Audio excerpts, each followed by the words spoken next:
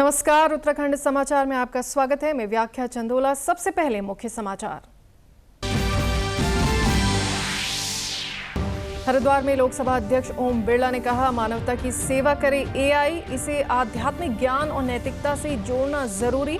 स्वास्थ्य, शिक्षा, कृषि व लोक कल्याण में एआई से मिलेगी मदद।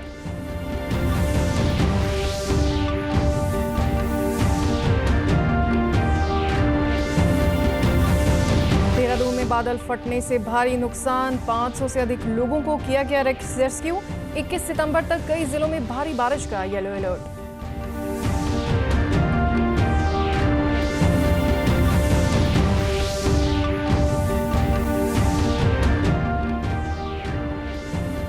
देहरादून जिले में बारिश और भूस्खलन से जनजीवन प्रभावित। मसूरी में मलबे में दबने से 3 लोगों की मौत, तो विकासनगर में 14 लोग आसन नदी में बहे, 8 शव बरामद।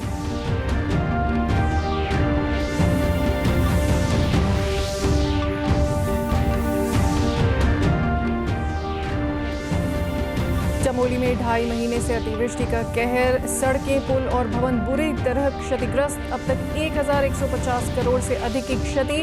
प्रभावितों को दी गई 6 करोड़ से अधिक की सहायता राशि।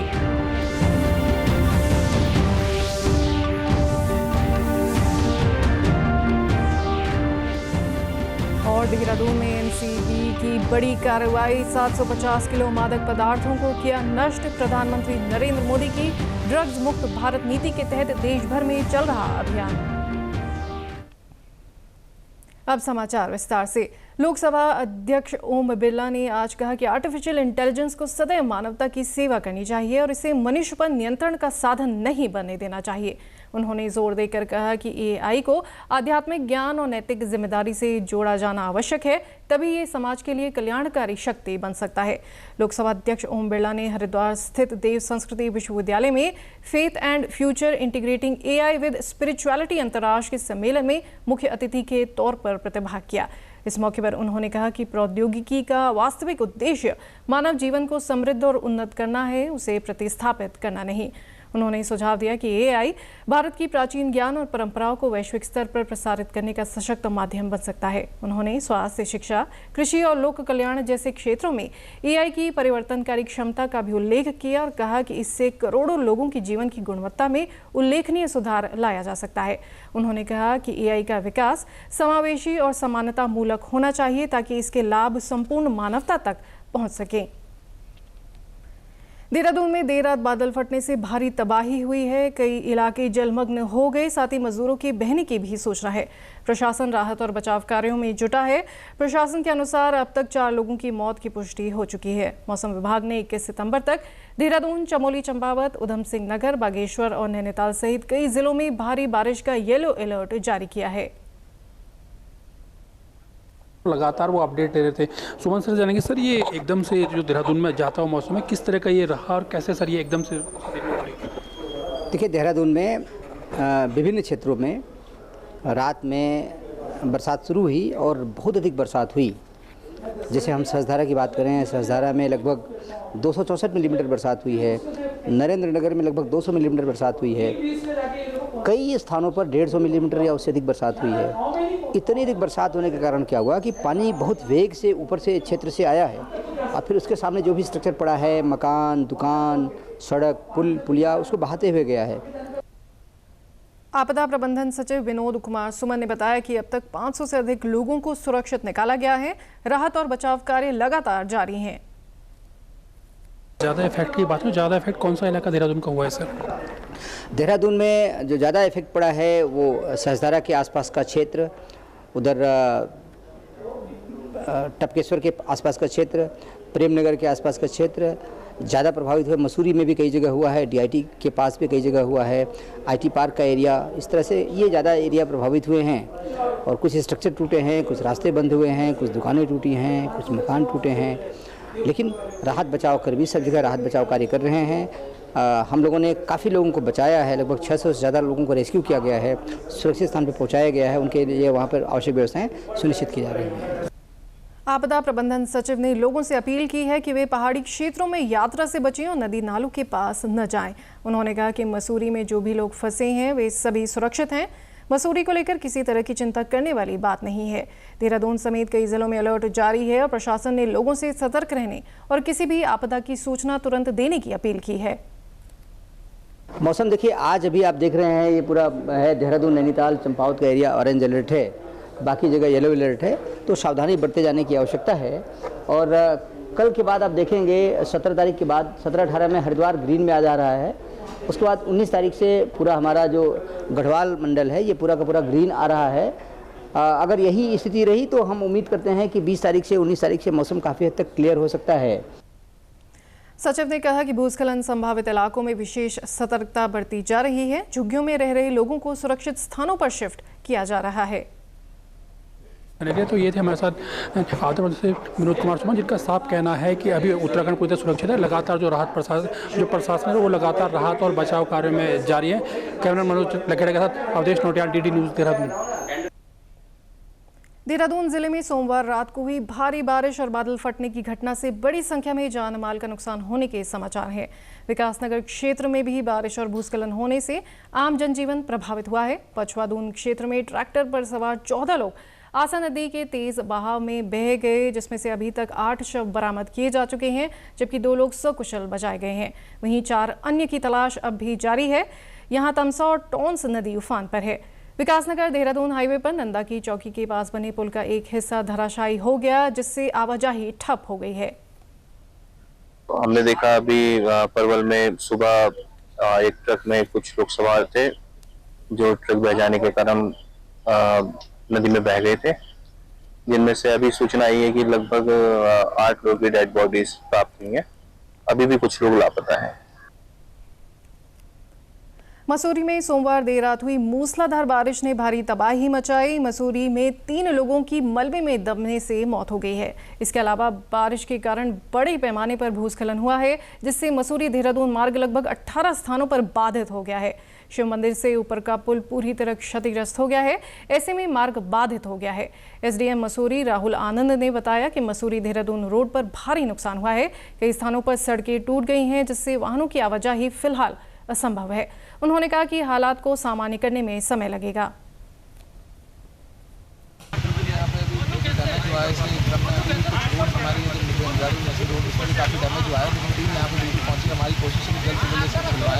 इसके अलावा जहाँ भी जो लोगों ने हेल्प मांगी, जहाँ रेस्क्यू करना था, एसडीआरएफ की टीम वहाँ पहुँच चुके हैं, उनको रेस्क्यू कर लिया गया है। इसके अलावा अभी सबसे हम यही निवेदन करना चाहेंगे, मसूरी से देहरादून जो है अभी ट्रैवल ना करें। सभी पर्यटकों को वहाँ सूचित कर दिया गया है कि आज के दिन में हो सके तो वहीं रहें, और इसके लिए सभी हमारे होटल, धर्मशालाओं ने बिल्कुल पूर्ण सहयोग दिया कि आज में निःशुल्क सबको ठहराएंगे। पालिका अध्यक्ष मीरा सखलानी ने बताया कि देर रात कोलू खेत के पास हुए भूस्खलन में 2 नेपाली मजदूर मलबे में दब गए, जिनमें से एक की मौत हो गई है। इसके अलावा मकरेती गांव में एक घर पर मलबा गिरने से 2 अन्य लोगों की मौत हुई है। पूरे मसूरी में बहुत नुकसान हुआ है कल की बारिश से, और हम जगह जगह जाकर के अपने पूरी टीम के साथ निरीक्षण कर रहे हैं जहाँ जहाँ आपदा आई है। झाड़ी पानी में ज़्यादा प्रभावित हुआ है ये क्षेत्र, क्योंकि यहाँ पे एक मजदूर की भी मौत हुई है। हमारे मखरेती गांव में भी बादल फटने से वहाँ भी हमारे 2 लोगों की डेथ हुई है, लेकिन डेड बॉडी रेस्क्यू कर ली गई है। और गार्डन में भी एक दीवार टूटी है, लेकिन उससे किसी जानमाल का नुकसान उससे हुआ है। जगह जगह पंप हाउस है, जगह जगह बहुत नुकसान हुआ है। सीमांत जनपद चमोली में पिछले 2.5 महीने से लगातार हो रही अतिवृष्टि ने जनजीवन अस्त व्यस्त कर दिया है। सड़कों से लेकर पुल, भवन और कृषि भूमि तक को भारी नुकसान पहुंचा है। अब तक 12 करोड़ से अधिक की क्षति का आकलन किया गया है, जबकि 33 मार्ग अभी भी बंद पड़े हैं। लगातार बारिश और भूस्खलन ने चमोली जिले में तबाही मचाई है। सड़कों, पुलों, मकानों, दुकानों, स्कूलों और अस्पताल भवनों को नुकसान पहुंचा है। साथ ही हजारों हेक्टेयर कृषि भूमि भी बर्बाद हो गई है। प्रभावित परिवारों को अब तक 6 करोड़ 50 लाख रुपए से अधिक की सहायता राशि वितरित की जा चुकी है। हालात का जायजा लेने भारत सरकार की अंतर मंत्रालयी टीम भी प्रभावित इलाकों का दौरा कर चुकी है। जिलाधिकारी संदीप तिवारी ने बताया कि अब तक लगभग 1150 करोड़ की क्षति का अनुमान है, जिसकी विस्तृत रिपोर्ट केंद्रीय दल को भी भेजी जा चुकी है। सरकार की टीम आई थी, उनके समक्ष 920 करोड़ का न्यूनीकरण के तहत भी प्रस्ताव प्रस्तुत किया था। तो कुल मिला के 1150 करोड़ का धनराशि का जो हमने आंकलन किया था अभी तक की हुई आपदा में, उसको प्रस्तुत किया था। के अतिरिक्त जो हमें 11 करोड़ की धनराशि शासन से प्राप्त हुई थी आपदा के विभिन्न मदों में, उसमें 6.5 करोड़ की धनराशि हम व्यय कर चुके हैं। और जैसे जैसे हमारी क्षति का आंकलन प्राप्त हो रहा है तो मानक अनुरूप और जो माननीय मुख्यमंत्री जी द्वारा समय समय पे घोषणा आदेश निर्गत किए जा रहे हैं उसके तहत हम धनराशि वितरित कर रहे हैं। मुख्यमंत्री पुष्कर सिंह धामी के जन्म दिवस पर प्रदेश भर में सेवा पखवाड़े के तहत बहुउद्देशीय शिविर आयोजित किए जा रहे हैं। नैनीताल जिले के भीमताल विकासखंड में विशेष शिविर का आयोजन हुआ, जहां ग्रामीणों को विभिन्न योजनाओं की जानकारी दी गई। कार्यक्रम में भीमताल विधायक राम सिंह केड़ा मौजूद रहे। जिला विकास अधिकारी गोपाल गिरी ने कहा कि सेवा पखवाड़ा के तहत बहुउद्देशीय शिविर आयोजित किए गए हैं ताकि ग्रामीणों तक योजनाओं की जानकारी और लाभ आसानी से पहुंच सके। आज हम सेवा पखवाड़े के उपलक्ष्य पर जो है यहाँ पर एक बहुउद्देशीय शिविर का आयोजन किया गया है। इस शिविर में हमने गवर्नमेंट के जितने भी डिपार्टमेंट हैं सबकी यहाँ पर स्टॉल लगे हुए थे और जिनकी भी उसके अलावा जिले के जितने भी हमारे विभाग हैं सब यहाँ उपस्थित थे और जनता की जितनी भी यहाँ पर समस्याएं आई उनका जो है जो भी समस्याएं तात्कालिक रूप से जिनका निवारण हो सकता था उनको हमने यहाँ पर तात्कालिक निवारण किया। और इसके अलावा जो हमारे सभी विभागीय अधिकारी हैं उन्होंने अपने अपने विभाग की जानकारी जो है ग्रामीणों को प्रदान की। वहीं चंपावत जिले में भी मुख्यमंत्री पुष्कर सिंह धामी के जन्म दिवस पर सेवा दिवस के रूप में विभिन्न कार्यक्रम आयोजित किए गए। नशा मुक्ति दौड़ से लेकर रक्तदान और वृक्षारोपण तक जन सहभागिता की झलक पूरे जिले में दिखाई दी। टनकपुर में नशा मुक्ति अभियान के तहत दौड़ का आयोजन हुआ, जिसमें बड़ी संख्या में युवा, बुजुर्ग, महिलाएं और बच्चे शामिल हुए। दौड़ के जरिए नशा छोड़ने और स्वस्थ जीवन अपनाने का संदेश दिया गया। अभी समय नशा मुक्ति अभियान के लिए कैंपेन चल रही है माननीय मुख्यमंत्री जी के जन्म दिवस पर। समाज में सभी वर्गों द्वारा, महिलाओं द्वारा और जो है युवकों द्वारा और एक्स आर्मी मेंस के द्वारा और जो यहाँ के विभिन्न जिला पंचायत, क्षेत्र पंचायत और ग्राम पंचायत के सदस्य हैं उनके द्वारा बढ़ चढ़ कर इसमें भाग लिया जा रहा है।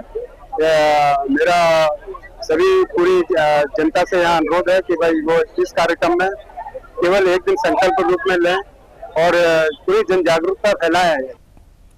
इस मौके पर पौधरोपण और जिला अस्पताल में रक्तदान शिविर का आयोजन किया गया। मरीजों को फल भी वितरित किए गए।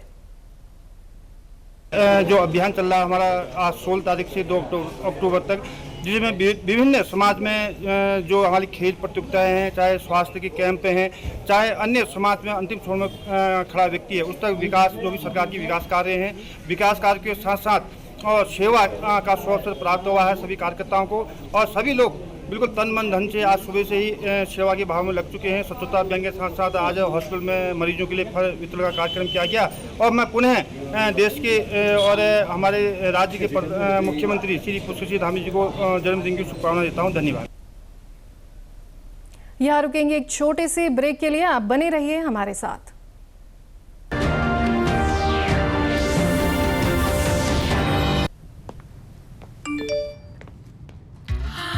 10 लाख की लॉटरी मुझे, वाह! फर्जी ऑफर्स से सावधान। RBI कहता है जानकार बनिए, सतर्क रहिए। कम ब्याज पे लोन चाहिए, वो भी ऐप से, वाह! फंसा! अनजान ऐप से बचें। RBI कहता है जानकार बनिए, सतर्क रहिए।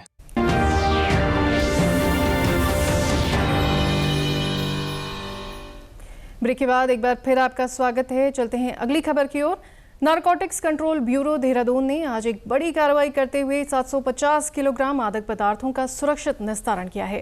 देश भर में 16 से 30 सितंबर तक चलने वाले इस अभियान के दौरान एनसीबी और राज्य एजेंसियां मिलकर मादक पदार्थों का निस्तारण कर रही हैं। इसी कड़ी में देहरादून जोनल यूनिट ने देहरादून स्थित SPCL लक्सर भट्टे में अफीम, चरस, गांजा, स्मैक, डोडा, कोरेक्स सिरप, ट्रेमाडोल, एल्प्राजोलम समेत कई नशीली दवाइयों को निर्धारित प्रोटोकॉल के तहत नष्ट किया। बताया जा रहा है कि अब तक एनसीबी ने देश भर में 4,794 करोड़ रुपए मूल्य के नशीले पदार्थों का निस्तारण किया है।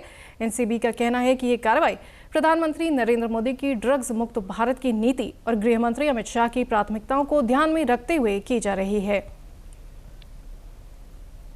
प्रधानमंत्री नरेंद्र मोदी के नेतृत्व में भारत ने 2014 से अब तक आधुनिक सेना और आत्मनिर्भर सुरक्षा की दिशा में बड़े कदम उठाए हैं। राष्ट्रीय सुरक्षा को केंद्र में रखकर प्रधानमंत्री मोदी के वर्ल्ड क्लास डिफेंस फोर्स के विजन का असर ऑपरेशन सिंदूर में साफ दिखाई दिया, जहां पाकिस्तान को घुटने टेकने पर मजबूर होना पड़ा। इस सफलता ने आत्मनिर्भर भारत की ताकत और भारतीय रक्षा क्षेत्र की नई पहचान बनाई है। पेश है हमारी ये खास रिपोर्ट।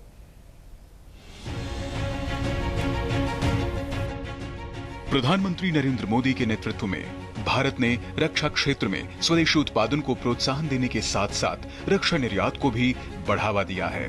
इस बदलाव की शुरुआत हुई मेक इन इंडिया अभियान से। हाल ही में विशाखापट्टनम में भारत में ही बने आधुनिक स्टील्थ फ्रिगेट आईएनएस उदयगिरी और आईएनएस हिमगिरी को नौसेना में शामिल किया गया। स्वदेशीकरण के लिए मोदी सरकार ने एक मजबूत घरेलू रक्षा औद्योगिक आधार को बढ़ावा दिया।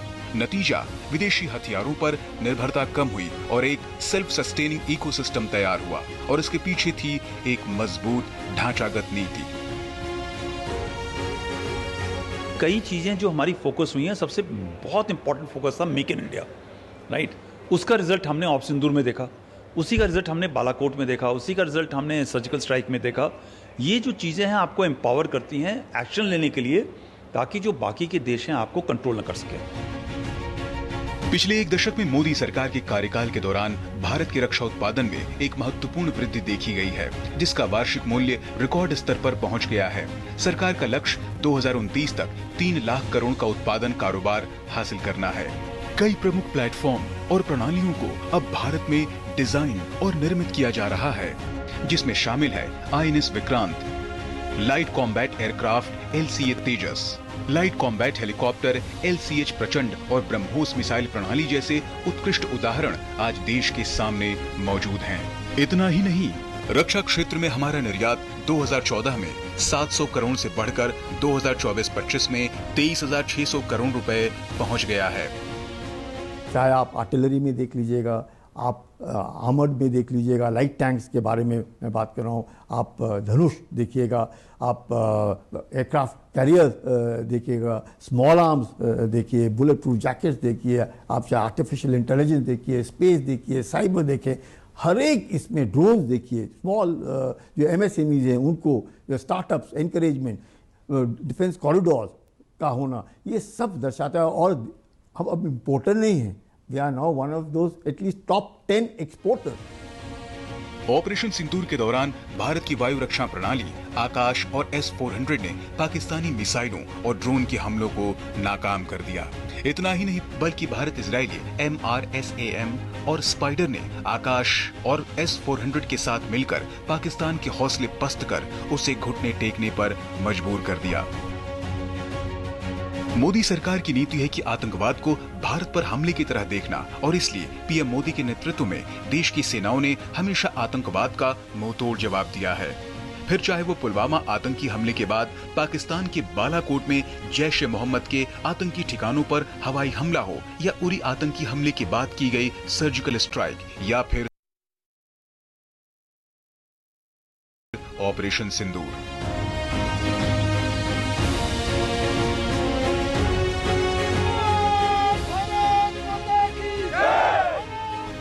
दरअसल पीएम मोदी ने हमेशा फौज का सम्मान किया है। दिवाली का त्योहार भी प्रधानमंत्री मोदी को सुरक्षा बलों के साथ मनाना अच्छा लगता है। ऑपरेशन सिंदूर की सफलता के तुरंत बाद पीएम मोदी आदमपुर एयरबेस पहुंचे, जिसे देखकर हमारे सैनिकों के चेहरे गर्व से चमक उठे।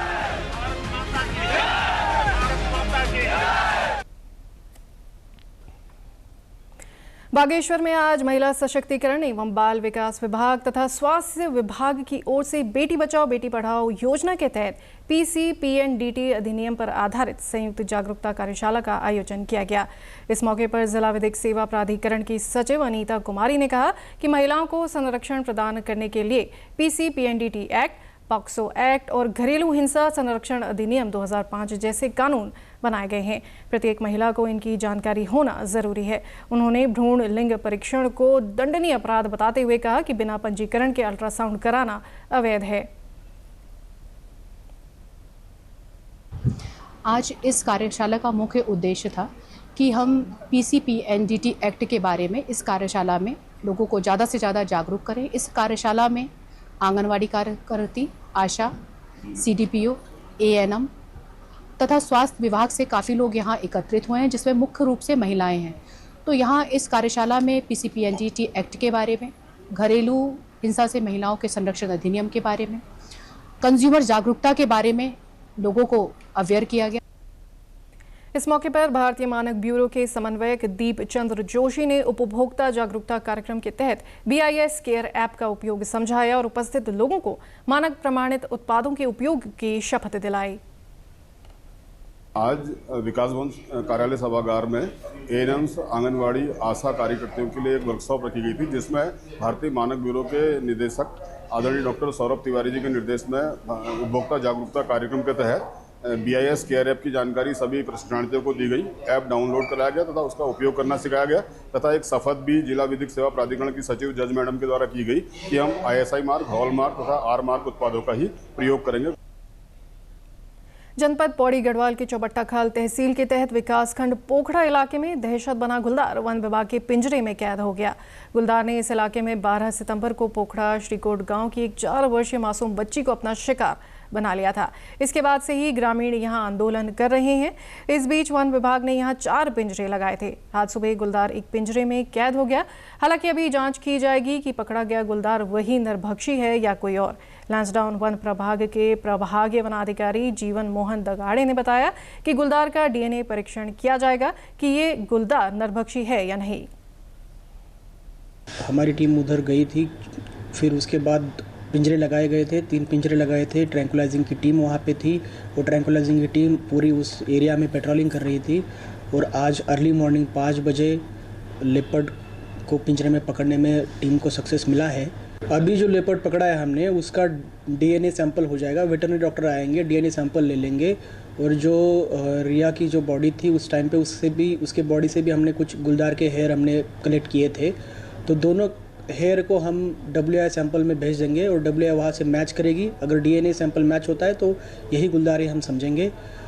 तब तक वहाँ पे जो आज की सुविधा है वो रहेगी, जैसे कि पिंजरे भी रहेंगे। अल्मोड़ा लिटरेचर फेस्ट द्वारा हिंदी दिवस के उपलक्ष्य में कविता लेखन, लघु कथा लेखन, कहानी लेखन, काव्य पाठ प्रतियोगिता आयोजित की गई। प्रतियोगिता में स्थानीय विद्यालयों, SSJ विश्वविद्यालय के छात्र छात्राओं ने प्रतिभाग किया।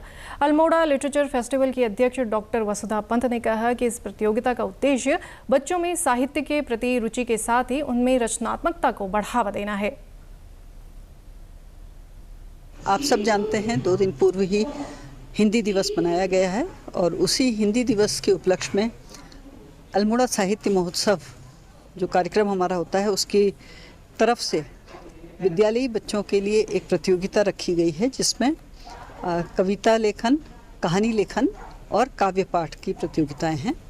और ये बहुत अच्छे से कार्यक्रम यहाँ पर हुआ है, जिसमें विभिन्न विद्यालयों के अल्मोड़ा के करीब 60 बच्चों ने इसमें प्रतिभाग किया। वहीं पूर्व प्राध्यापक डॉक्टर गीता खोलिया ने कहा कि बच्चों के मन में हिंदी को राष्ट्रभाषा बनाने के लिए आयोजित की गई प्रतियोगिता सार्थक पहल है। उन्होंने कहा कि हिंदी दिवस मनाने से हिंदी राजभाषा से राष्ट्रभाषा नहीं बनेगी, उसके लिए बच्चों को प्रोत्साहित करना होगा।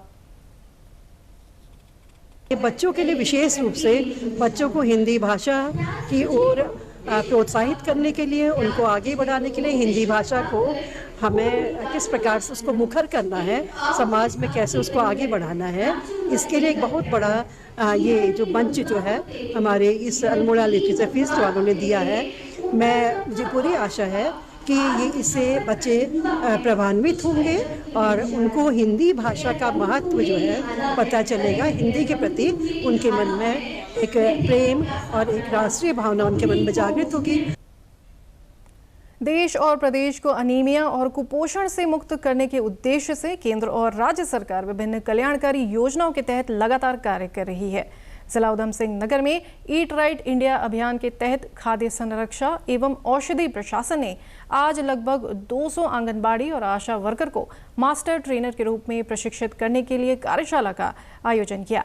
इन ट्रेनरों को food fortification, food safety, hygiene, obesity की जानकारी दी गई। FDA उत्तराखंड के उप आयुक्त गणेश चंद्र कंडवाल ने कहा कि मास्टर ट्रेनर अपने क्षेत्र में लोगों को सेहत के प्रति जागरूक करेंगे, साथ ही संतुलित आहार और सही जीवन शैली अपनाने के लिए भी प्रेरित करेंगे। ईट राइट इंडिया अभियान के तहत जो FDA उत्तराखंड और FSSAI की फ्लैगशिप में कार्यक्रम चल रहा है, जिसको ईट राइट इंडिया अभियान कहते हैं। और ये प्रोग्राम जो कार्यक्रम है 2018 में स्टार्ट किया गया था, ईट राइट इंडिया अभियान। इसका मुख्य उद्देश्य है कि कंट्री का जो डिजीज़ बर्डन है, जिस हिसाब से आज जो है कम्युनिकेबल और जो नॉन कम्युनिकेबल डिजीज़ हैं वो बढ़ रही हैं, उन पे कैसे जो है रोकथाम की जा सके उसके। और उसका बहुत इंपॉर्टेंट पहलू है वह है फूड सेफ्टी। और फूड सेफ्टी के साथ साथ में जो है जो हमारा जो भोजन हो वो कैसे ज़्यादा पौष्टिक हो, उसी को लेकर के हम एक कार्यशाला आयोजित कर रहे हैं। इस कार्यशाला में लगभग 200 आंगनवाड़ी और आशा वर्कर्स और इसके अलावा उनके सुपरवाइजर, CDPOs, ये सब लोग पार्टिसिपेट कर रहे हैं।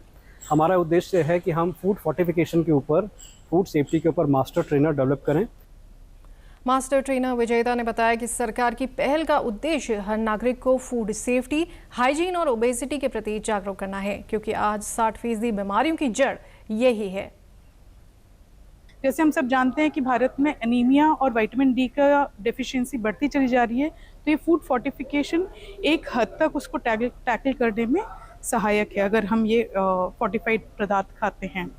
इसके अलावा प्रधानमंत्री जी ने जो PDS में, जो कि राशन में चावल मिलता है, वो मैंडेटरी कर दिया है कि फोर्टिफाइड राइस चावल ही जाए। तो जो फोर्टिफाइड चावल, उससे iron, folic acid, vitamin B12 घर घर तक जा रहा है। फूड सेफ्टी एंड हाइजीन आजकल बहुत ज़रूरी हो गया है, क्योंकि जैसे हम देखते हैं कि 60% ऑफ बीमारियां जो घर में है वो फूड जनित हैं। आंगनबाड़ी कार्यकर्त्री रचना ने बताया कि भारत सरकार द्वारा फोर्टिफाइड राशन उपलब्ध कराया जा रहा है, जिसमें पोषक तत्वों की मात्रा अच्छी होती है। इस संबंध में लोगों को जागरूक करने की जिम्मेदारी हमें सौंपी गई है।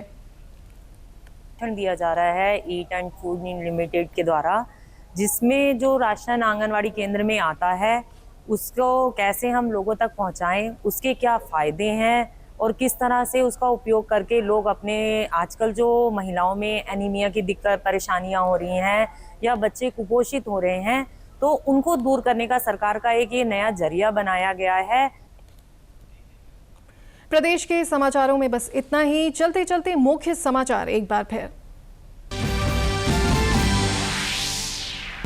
हरिद्वार में लोकसभा अध्यक्ष ओम बिरला ने कहा, मानवता की सेवा करे AI, इसे आध्यात्मिक ज्ञान और नैतिकता से जोड़ना जरूरी। स्वास्थ्य, शिक्षा, कृषि व लोक कल्याण में AI से मिलेगी मदद।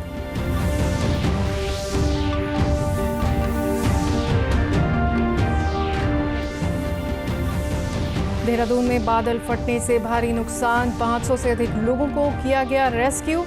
21 सितंबर तक कई जिलों में भारी बारिश का येलो अलर्ट।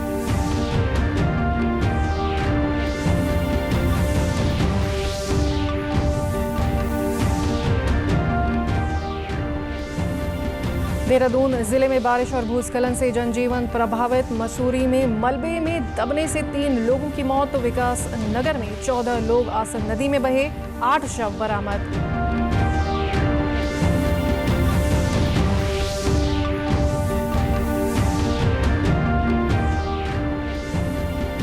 चमोली में 2.5 महीने से अतिवृष्टि का कहर। सड़कें, पुल और भवन बुरी तरह क्षतिग्रस्त। अब तक 1150 करोड़ से अधिक की क्षति। प्रभावितों को दी गई 6 करोड़ से अधिक की सहायता राशि।